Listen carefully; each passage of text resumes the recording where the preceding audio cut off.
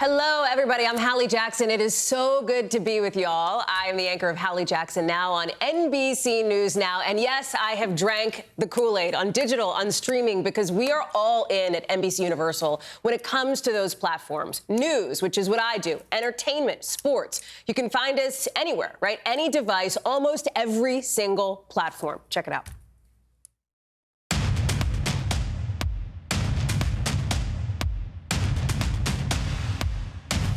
We begin with breaking news just coming in.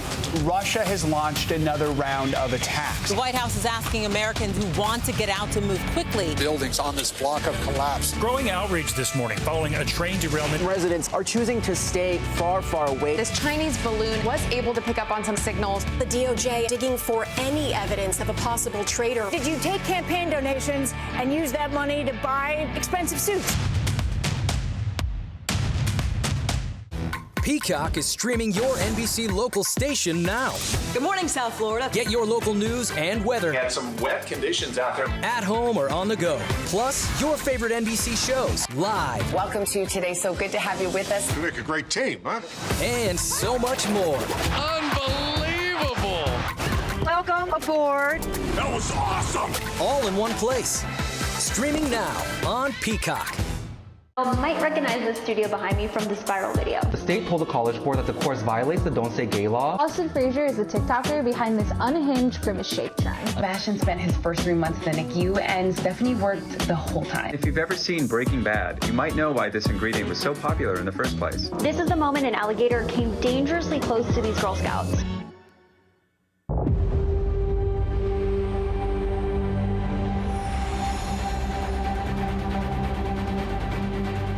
This was about our story.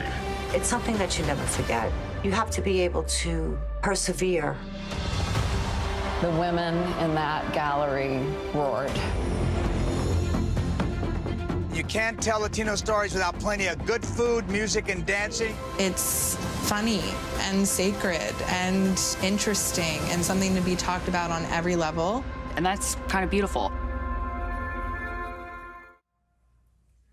Just an incredible display of what we do here at NBC Universal. All of us know, anybody who creates content knows that digital and streaming has to be a priority. But the question is, how do you actually get success there? There's so many options for so many people. So how do you invest in and build and grow an audience? Well, that's what we're talking about with this incredible panel of top leaders here at the company, here to answer all of your questions and to share their very deep and fascinating insights. If you have a question for those people, please, there's that Q&A tab in the right of your screen. We're going to get to those questions throughout the course of this conversation here. There's also going to be some questions from our live studio audience right here in Washington, D.C., which we're thrilled to see, and from our NBCU Academy partner schools that are with us remotely, as you can see the studio there. We want to give a shout out to the students at Texas Southern University, holding a watch party right now in Houston. Hi, guys. Great to see you. We're so happy you're all here, and I'm thrilled to introduce the members of our panel. Here with us in studio here, Catherine Kim, NBC News Senior Vice President of Editorial. We're also joined by Rebecca Kutler, MSNBC Senior Vice President of Content Strategy. We've got a couple of our virtual panelists as well out of New York. Janelle Rodriguez, she's the NBC News Executive Vice President of Programming. You see her there. And Brian Henderson, Peacock Executive Vice President of Programming, who is joining us from L.A., West Coast, Best Coast, a bit for you there, Brian. Thank you. We are just excited to get started here. And I want to take a moment here to recognize that we're in this very interesting and important news moment. There is an international crisis that is unfolding overseas. We've got, obviously, what I cover, a domestic crisis that is happening here in Washington with no House Speaker and lots of news developing on that front. These are moments when the audience, especially in the news division, is turning to us. They are seeking our expertise. They're seeking the reporting that our teams come up with. And so with that as the backdrop, and Janelle, I'll go to you first here. And just to be transparent, I know you got to skedaddle in a couple of minutes, so we'll front load some questions to you. But talk to us in maybe a sentence or two of what your job is and the work that you do as it relates to our digital and streaming platforms. So I oversee both nightly news and then NBC News Now, which we launched 3 years ago, as well as our breaking news specials team. So it all works together. It is basically the hard news output of NBC News, and whether we're covering, as you mentioned, the House speakership vote or a war in Gaza, that is what all of our teams are responsible for. Brian Henderson, your turn. 2 sentences. What do you do? Two sentences, that's tricky. Well, I guess the way I explain it to people is I'm almost like a stock portfolio manager, but for content for Peacock. Instead of investing in stocks and bonds, we invest Peacock's content budget in content that's going to really excite audiences and drive positive business metrics for Peacock. I know that sounds a little bit less exciting than you maybe expected, but it's all about subscriber acquisition, engagement, retention, and brand satisfaction for our viewers. Listen, it's exciting just in a different way, right? But it still matters. It's still super important when it comes to the audience piece of it. Rebecca, let me ask you, same question, right? Just in 25, 30 seconds, what you do and why it's meaningful. What I do is make sure all of the very best of MSNBC is on the platforms all of you use. So whether that is streaming, whether that is digital, social, whatever, audio, whatever, live events, whatever we are doing at MSNBC that you love, wherever our hosts are talking about, we want to find you where you are. We don't want to wait for you to find us in the linear world. We want to go out into the non-linear world and make sure we're grabbing audiences. Go fish in the pond where the fish actually are, right? I mean, that's some of the concept here. And same for you, Catherine. Talk to us about what you do. I oversee the editorial units of NBC News. Many of those are hybrid units working across platform and across the news group. And I oversee digital editorial on NBCnews.com. And similarly to Rebecca, like a lot of that world is about getting news in front of the people who want to see it, where they want to see it, where they're spending their time. Part of this is about, as you talk about where the audience is, it's about understanding your audience, about knowing your audience and figuring out how to build your audience, right? I mean, that's obviously a key piece, too, for our business leaders here to what you're doing and what you're tasked with doing. So, Janelle, let me ask you, when it comes to the news piece of it, what are some of the things that you've learned, Janelle, about the digital and the streaming audience that maybe surprised you or that you didn't expect, let's say, 10 years ago? Yeah, I mean, a couple of things. One is that most of our audience for our streaming network, NBC News Now, are watching on a television set. So they're experiencing it on a big screen. When we first started this, I thought a lot of that viewing might be on mobile or iPads or desktop, but that only really accounts for a very small amount of viewing. Most people are accessing it through a television set. So that's number one. The other thing is that because our audience is relatively sophisticated from a technical point of view, these are news viewers. These aren't people, if they wanted entertainment, they'd be going to entertainment. If they've gotten to the place where they have found NBC News Now on streaming, it's because they want the news. That actually is a great focus for us because we're not trying to be everything to everybody. I think it's about staying focused about what audiences are coming to expect from you and then delivering on that. And because most of the viewing is on a big screen, it also points you towards people are expecting high-level production value. You know, if they want to see somebody kind of streaming off their iPhone, they can go to Instagram for that. That's not what we're doing. Janelle, because you have to hop, I know, in just a couple of minutes, let me ask you, and this is a question that was pre-submitted by one of the people who's here, registered and listening to this. Erica, thank you for your question, Erica Byfield. Janelle, what are the resources that you're using to identify an audience? It's interesting because in a traditional TV landscape, we might look at Nielsen ratings, right? We might have some of those numbers. This is a different ballgame. Talk us through that.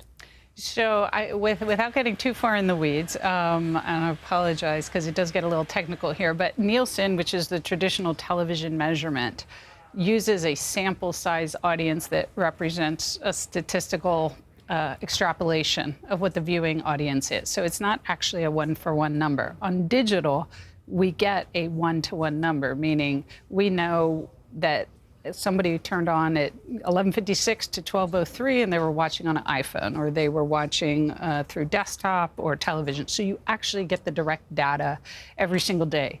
The challenge is that because streaming goes out on multiple different platforms, whether it's Roku or Amazon or YouTube, we are dependent on those third-party distributors to then report back their numbers. So some of them send us next day numbers, so we can see exactly next day what the audience was, but some of those platforms don't report for a month. So we're putting together both the same day data and then eventually at the end of the month we get the full visibility. But we're getting hard data minute to minute every single day. So when I wake up in the morning by 10 o'clock, usually we've got the numbers from the day prior. Again, that's about 60% of our platforms reporting. Full numbers come in at the end of the month. But to me, it's much more specific than Nielsen. And the other piece of it, Janelle, we'll stick in the news environment for a second, and then, Brian, I want you to weigh in on the live piece of it, too. But, Janelle, live content driving audience growth, right? I mean, people are tuning in because they want to see things that are happening now as we speak. Can you talk about that piece of it? I would say specifically in the news space, I think sports, Brian can probably speak to that. You know, the last two kind of bastions of why do I need to watch this live versus on time delay or at a whatever time is news and sports, right? And certainly we saw that off the bat. I think some news organizations, Vice being one of them, what once was CNN Plus, right, have decided to invest a ton of money in long-form documentaries. That's not really what we find that people are coming to news streaming for. They want it live. They want to know what's happening right now. If there's major breaking news, they want to be on the moment. So that also, for us, is very directionally helpful. Like, spend the time on live programming and don't worry about spending a lot of money doing these long-form documentaries that may air as one-off. There's a place for those long-form documentaries, but in terms of like a primary focus, it is all about live when it comes to news. Janelle, I know your humility knows no bounds, but we're showing some statistics and some numbers for NBC News Now. It has been incredible growth. It has been incredible progress that we've seen on our streaming platform, driven on the news side, up 50% in the last 2 years. And I just want to, that doesn't happen. That kind of growth isn't happening right now in other parts of the industry. And so it's a real testament, I think, to what you and the team here have built. So we are so grateful to you. Well, I'll leave you with this, Hallie, because I have to leave. And so I apologize to all the students out there because I would rather be hanging out with you. But I have to go do debate prep because we do have a debate coming up in about 3 weeks. Who's counting? But I think that's a perfect example of that's going to air on the network, and it's also going to air on News Now, which means it airs everywhere our streaming viewers are. And we're not. It doesn't cannibalize the audience. It's purely additive. So for people who want to watch on the broadcast network, we're going to be there, and for people who are going to access through streaming, YouTube or Hulu, name your place, we're going to be there as well. So I'll see you guys on November 9th. Going to be a huge moment. Thank you, Janelle. We really appreciate you joining us. We're here with Brian, with Rebecca, with Catherine. And Brian, let me go to you here, because one of the threads that Janelle pulled on and that we've talked about here is the idea of live content being important for building an audience. How does that intersect with your world when it comes to entertainment, when it comes to sports, et cetera? Yes, sure. So that's a huge opportunity for Peacock and other streamers, honestly. I think the first 15 years or so of streaming really trained viewer behavior and changed it in a fundamental way. It trained viewers to expect from these services as much content as they wanted, basically infinite choice, exactly when they wanted it and as much as they wanted it. And I think we're trying to retrain a little bit of behavior to get consumers and viewers to think of appointment viewing on streamers the way they used to with linear TV or do in certain areas of linear TV today. For us, sports has been a really fantastic way to remind people of the powerful moments that happen live on television. There really isn't an NFL fan in the U.S. that doesn't know you can get games on Sunday, right? So that's really helped us communicate to Peacock subscribers, hey, there's something special happening at this exact moment. On the news side, we're really excited because we're doing a lot more with our partners on the news group when it comes to breaking news stories. We're starting to see that broad entertainment audiences are really interested in breaking stories. So we will work with the news group to identify important moments, cut to live simulcast, push out notifications to our subs, get people in to come and participate in that exciting moment. And then, we may not expect that everybody who's in the middle of a Vanderpump binge is going to all of a sudden start watching news every day. But I do think that we're training a behavior and reinforcing it with this programming that, in the future, when people see something really exciting happening out in the world, they know they can go to Peacock to find out more. I love that, especially because we contain multitudes, right? We can binge on Vanderpump, and we can also be interested in what is happening on the world stage. And Rebecca, you know this with your audience here. Can you talk a little bit about what surprised you when you were digging into who actually is consuming the content that you and the team are putting out? Yeah, great question. I think when you think about content in different buckets, nonlinear content, the biggest differentiator is that it's intentional. It's so intentional. If you think about how you consume cable, it's a very lean back experience. You turn to a channel, it's playing, maybe you're in the kitchen, maybe you're doing other stuff around your house. You are intentionally finding nonlinear content, and I think that puts the bar for us so much higher.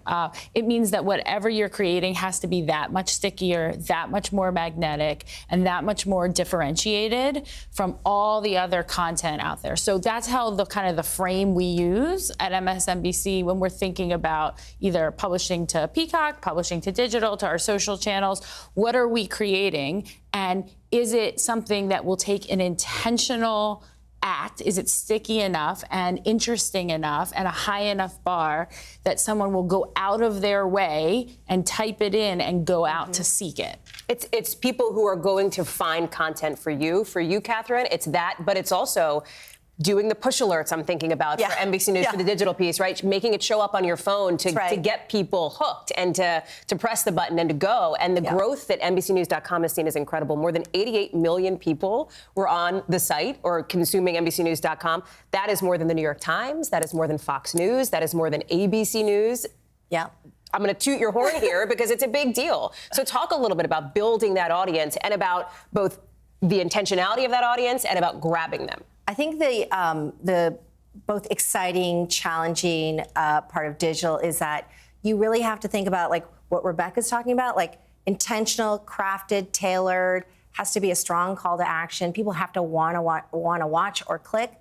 And then imagine doing that in about 60 different environments. So Instagram, Twitter, Stay Tuned, Snapchat, YouTube, and then thinking about like, oh, I can't use the same language, perhaps, the same number of words, the same approach, and then changing and tailoring those stories and the call descriptions of the stories you're trying to push out, tailored to the audience you're trying to reach.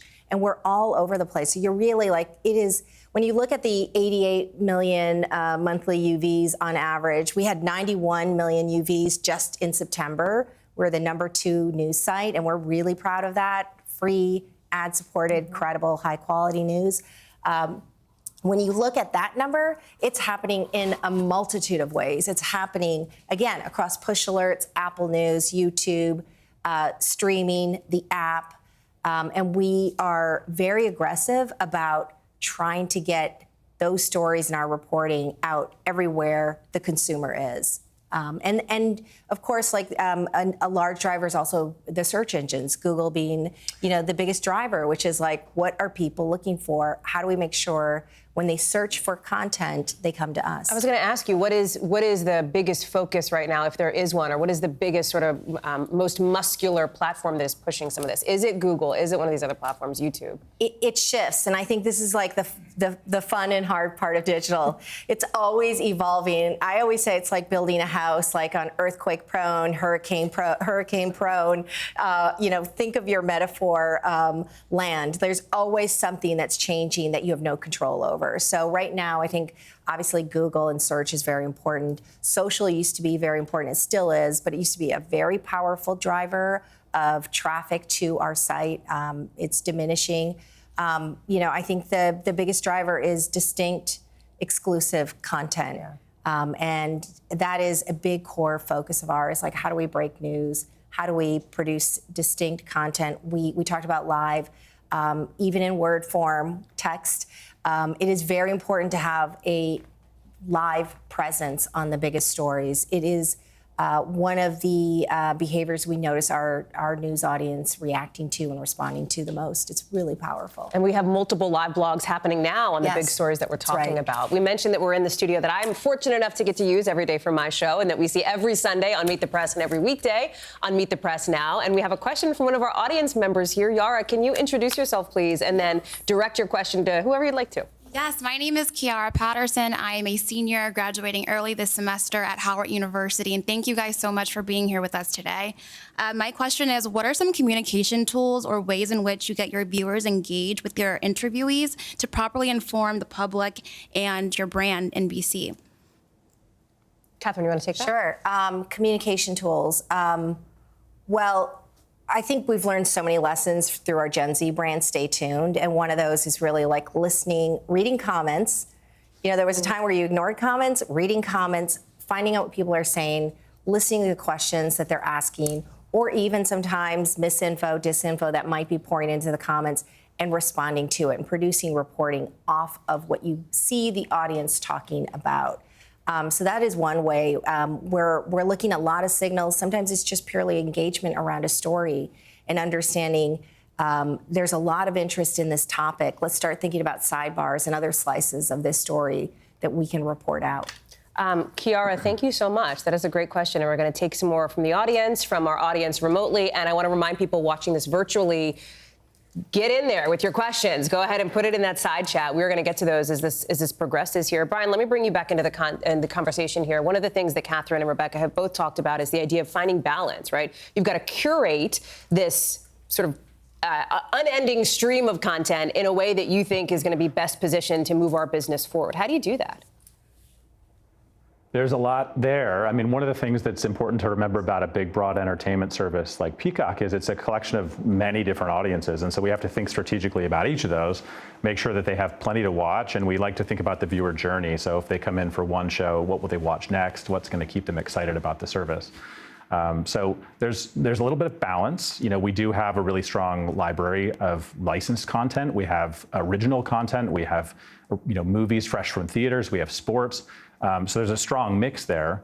We tend to look at audiences by content behavior. And so what we've seen is that across the ecosystem, not just on Peacock, there's certain content categories that can kind of do double time for us. They'll appeal to different audiences because, you know, no one audience watches just one kind of content. So it's about thinking really carefully about pieces of content that, you know, sort of weave viewers on that sort of thread or that journey of their lifetime on the service. And, you know, in many cases, one piece of content can reach multiple different audiences at the same time. You know, Rebecca, as we talk about the various types of audiences and where they want to find content, podcasts are another place that MSNBC has had a ton of success, right? Yeah, I love audio. And when I came here about a year ago, I immediately started talking to our teams, talking to our talent, and there was this kind of enthusiasm for how can we connect better to our audiences via podcasts. I think for any of you who listen to podcasts, there's an intimacy to them, you know, and it's a completely different connection than you get from watching somebody on a screen.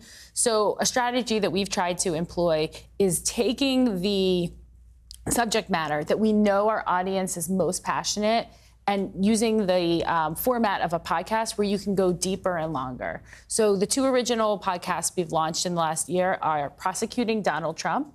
So that is a topic that we already know our audience has a deep interest in, but how can we create a conversation, a weekly conversation based on the news that goes deeper, that's not interrupted by as many commercial breaks, that really puts our experts forward. So that's hosted by Andrew Weissman and Mary McCord.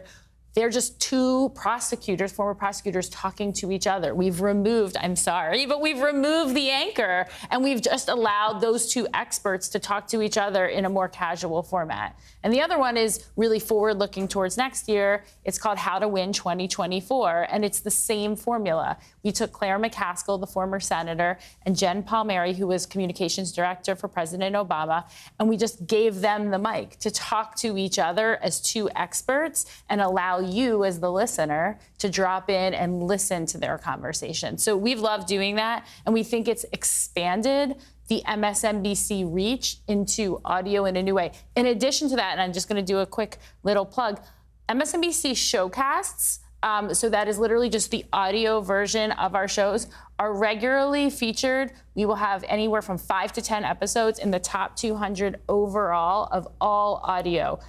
I just think that's extraordinary and shows that the MSNBC audience, maybe they're not necessarily always sitting in front of their television, but they so want to make sure they don't miss Nicole Wallace, Lawrence O'Donnell, Morning Joe, that they are listening in huge numbers to those programs just as an audio. So it's been a really exciting platform for us. And there they go again, seeking out that kind of content, Correct. Rebecca. Yeah, we want to get to a question from one of our virtual audiences here, the City College in New York. Our Stay Tuned reporting fellow, Bridget Yasme, is standing by. Hey, Bridget. Hey, Hallie. Yes, I am here at CCNY, and this question comes from the oh-so-cool Malik, who's a junior here and studying psychology. Malik, take it away. Hi. So my question involves Twitch.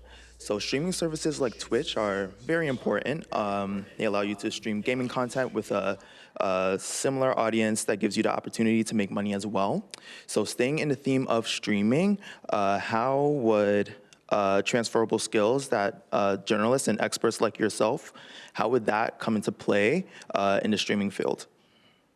It's a great question. Brian, maybe you're poised to take that one on, or perhaps Catherine, we can get to you after. Brian, take it away. Sure. I actually would love to hear just a little bit more. So is the question about skills for a person who wants to work at a streaming service like Twitch, or is it about how we would incorporate Twitch-type content onto a platform like Peacock?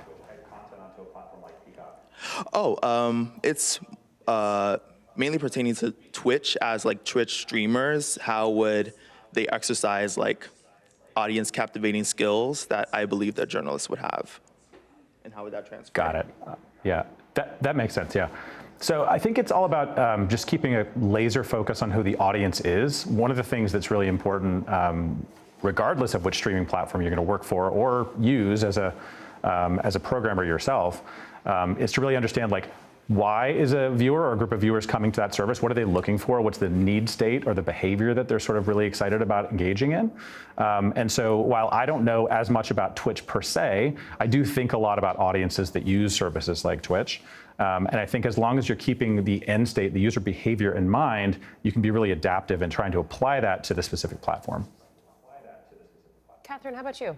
Yeah, well, we've had this conversation around Twitch actually for a few years because we understand how compelling it is, how popular it is, especially for gamers, how much time people spend on the platform, and have looked into it. I think, it is, if you've watched really good Twitch programming, you all know it is complicated, and it is a kind of muscle and an execution, sort of line producer, director, talent, correspondent, everything all in one. I think those skills are incredibly valuable in our newsrooms as well, and I think they're transferable. I also think that for many of you, you are growing up in a hyper-speed digital age where you are using so many different tools to tell stories, report out stories, build content, and I think all of those skills have enormous value in a news organization like ours, and it will evolve. The way we tell our news, deliver our news, share our news, all of that is evolving, sometimes week to week, day by day, but it will evolve pretty quickly, and I think those skills are actually quite applicable to what we're doing, and vice versa. It's a really great point, a really great question. Thank you so much to both of you. We want to go to William Patterson University, where reporter Isabel Birateri, a student reporter and NBC News intern, is. Hey, Isabel, talk to us about who you're with. Hi, I'm here with Kahende Sierra Adatula, and she has a question for you guys.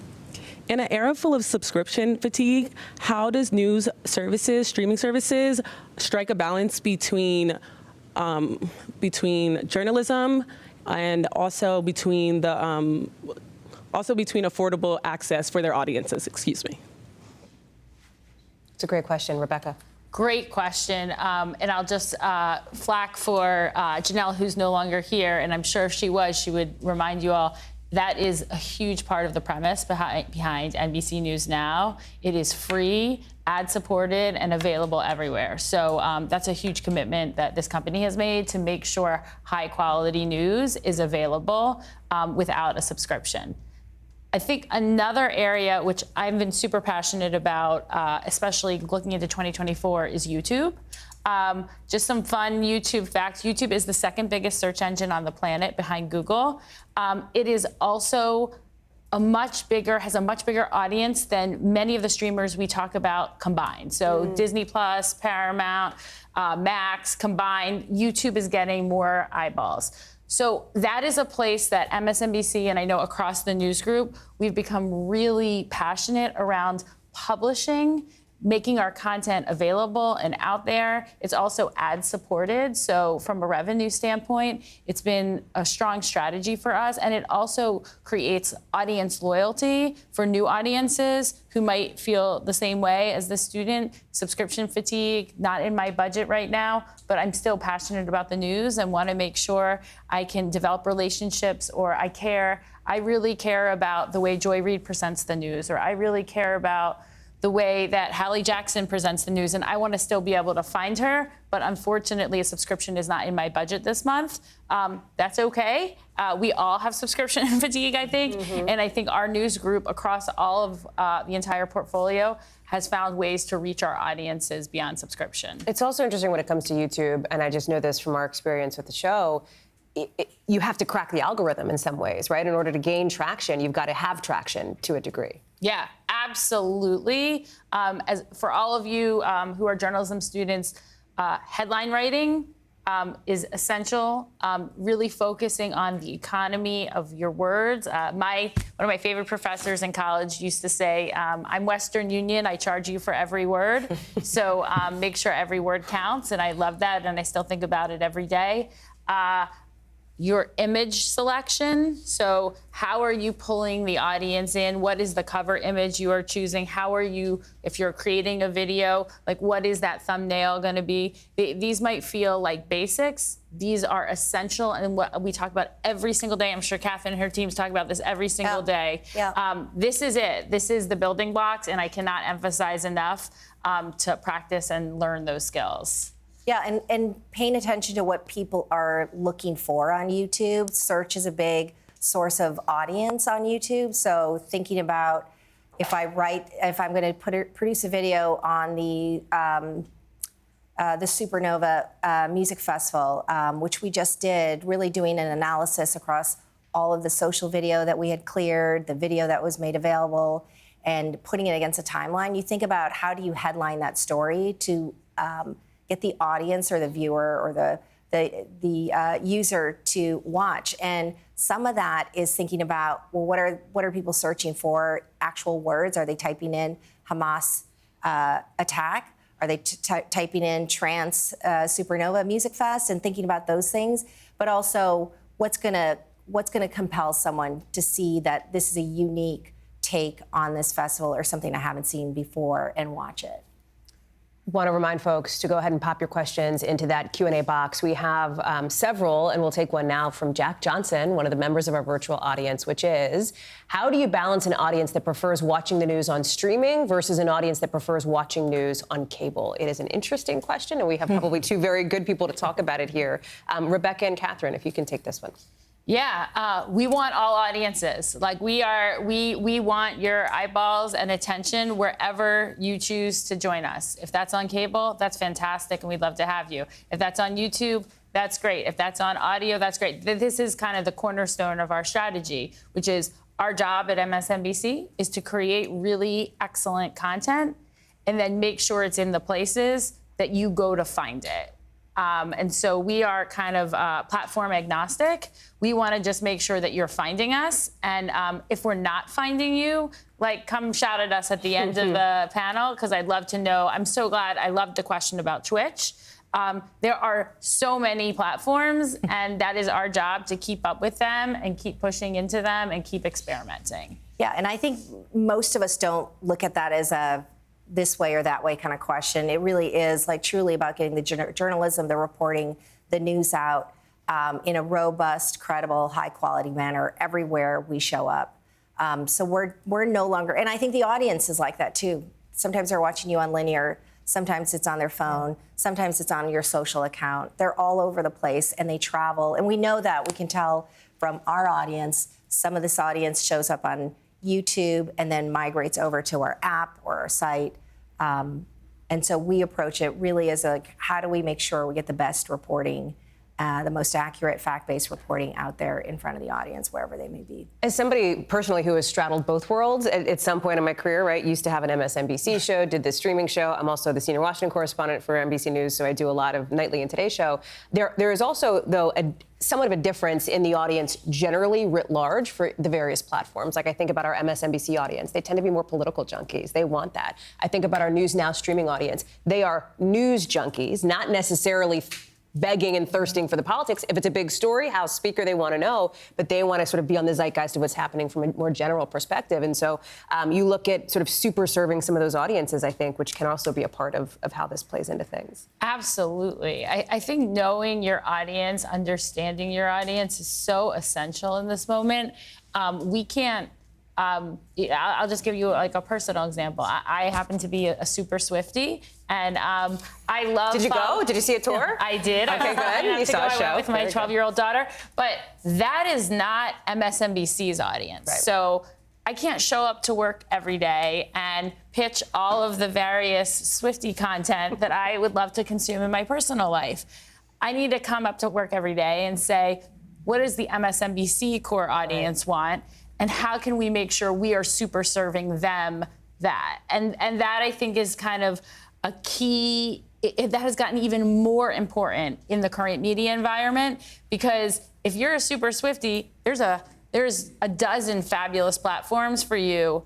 And if we try to chase that, it's not going to work. The same way, if they tried to chase what MSNBC does best, that's not going to work for them. That's a good point. So knowing, understanding your audience, and then being disciplined about that and going after it. I see somebody in our studio audience here live who's got a question. Please introduce yourself. Let us know who you want to ask your question to. Hi, my question is directed towards you, Hallie. Oh, okay. Yeah, but my name's Isaac Vergun. I'm a senior journalism student at Howard University, right down the road from here. And in an era where news media is super accessible and younger audiences are interacting and engaging with this, I was curious as to if there's an order of prioritization of news media to attract these younger audiences, or a diverse amount of these younger audiences. Yeah, when you say prioritization, what do you mean? Repeat that for When me. you say prioritization, do you mean like in how we're thinking about our rundowns for the show? Yeah, yeah. Yeah, it's such an interesting question because we think about it a lot. I think writ large, and so I'll plug myself 5 to 7 Eastern every night on NBC News Now is where you can find our show. We are 2 hours of live programming. We've expanded now from 1 to 2 hours because we do think it is so important to be serving our audience with things that are developing live. And this past week has been such a good example of that. I mean, we had President Biden leaving for Israel. We had live action on the House Speaker vote. We're having members running to cameras and interviewing them about, is Jim Jordan going to end up the Speaker of the House? We have no idea, right? But we're in that. I mean, our rundown's flipping up and blowing up and changing constantly. And our team will tell you, and I know that they're listening right now, I love you guys, because there's a lot of changes that they have to do. And that is, I think, part of the answer to your question. We are really thinking about what is going to feel sort of urgent to people in that moment. Because I consume news, like, I think of my show as serving my peers, my friends, my group chats, like people that I talk to all the time. And let me tell you, I'm not waiting until 5 p.m. to look at the news. So our assumption is that you have all engaged to some degree in news. You're not living in a vacuum. You're on, I mean, I'm on TikTok, you're on, whatever you're on, like you're seeing stuff coming up. So we don't assume that people are, I think, in like the golden, past heyday of maybe like an evening newscast, nightly news or whatever. People would tune in after dinner and get the news of the day. That is not the world we live in anymore. So we come at this with an assumption of like, what is not going to feel stale to you? Because that feels stale to us too, right? And I know that our audience isn't the same as us as far as living and breathing and watching 18 screens. I have 40 TVs in my office at all time. But that is something that we think about a lot. We also think about how are we telling... We call our show really curated. Like, we like to really try to curate in like a little cup. When we move to 2 hours, we're like, we want to keep our really sort of curated cup with stories that we think will be interesting to the people who are watching. Because again, the people who are watching, I have a staff that's, all ages, super diverse. What are our friends interested in? We ask every morning, what is in your group chats? And we get so many interesting pitches of things that people are talking about that are newsy and that are on the zeitgeist. And I'm really proud of our show for being really ahead of the curve, I think, on some stories that end up getting picked up a couple of days later. We're trying to push the envelope on that front. And also do the stories that are, like, important, that you have to do, right? And, I mean, how do we tell that in a way that's significant? I think, like, one example, we do a lot of explainers because we think it's important for people. Sometimes, like, my friends don't know who Patrick McHenry is. Like, and that's not because they're not engaged in the news. It's because they have lives and jobs and friends and families and, like, things going on. And so what does, like, my best friend in Seattle need to know about who that person is, right? And that's kind of how we're coming at it. We're trying to really be authentic and putting a face on not just our show, but our audience as well. And I think that that's sort of a critical piece to what we do. Does that make sense? Yeah, it does. Thank you, Isaac, for your question. Appreciate it. We got another one here from the City College in New York with Bridget back with us. Bridget, what you got? So our next question is actually from Marcella, who was an NBC intern and is currently a junior here. Hello. How has the habits of digital and streaming audience evolved throughout the years, and how is the industry adapting to these changes? Brian, why don't we ask you about habits that you've seen from your audience and the way that you and your piece of the business have had to adapt? Sure. Well, I mean, one thing is there's so much more choice now. You know, if you look at the streaming world in isolation, 5-6 years ago, there were 1, 2, maybe 3 choices. Now there are so many. And to the earlier point on subscription fatigue, we're just constantly trying to figure out how do we stay top of mind and in that consideration set. So it's about having really exciting, exclusive content that keeps people excited to, engage with your platform and stay top of mind. It's also about understanding where else viewers are going for entertainment. So we do a lot of work and analysis to help us understand what viewers that either are currently on Peacock and share other services or haven't yet been on Peacock are doing other places. That just helps us get really smart about what people are looking for and how we can try to serve them best with the content we either already have or investments we can make going forward. So it's really about just paying close attention to the ecosystem and trying to follow viewers around to really take a good look at their behavior and try to make good decisions based on that. So let me ask all of you now, our panelists here, if there is a piece of advice, because we're sitting here looking at people who are going to be the future of our business and what we do, what advice would you have for people that feels sort of accessible and relevant in this moment? I'll do Rebecca, then Catherine, and then Brian. I'm going to go old school and do a really basic piece of advice, which is your career is very, very long. Don't burn bridges. I was thinking about it when you were doing the intros. Janelle, who's not here anymore, has been my boss, I think, 2 or 3 different times on this career journey. She's a colleague now. We work in different parts of the company. But like that is just a great example of journalism is a small business. So tend to your relationships in the business. Make sure that you are not only a good colleague, but a respectful colleague, a smart colleague who people want to work with, want to learn from, want to spend time with. I love that. I would say focus on the work, put in the hours, do the work, whether it's, producing, editing, being a reporter, but try to get really good at what you're doing. Think about ways to stand out and be distinct.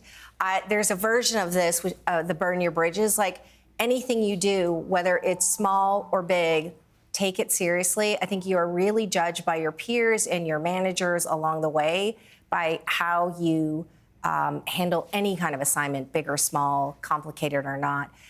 So I would say you always want to show up with the same kind of vigor, engagement, excitement, and drive and ambition around anything. And then as you move through your career, think about the environment and how the media landscape is changing, how people are changing in the way they consume news, reach news, engage with news. Because that will always help you think about, how do I stay ahead of this? Where do I need to be with my story? How do I make sure my story gets to the widest possible audience?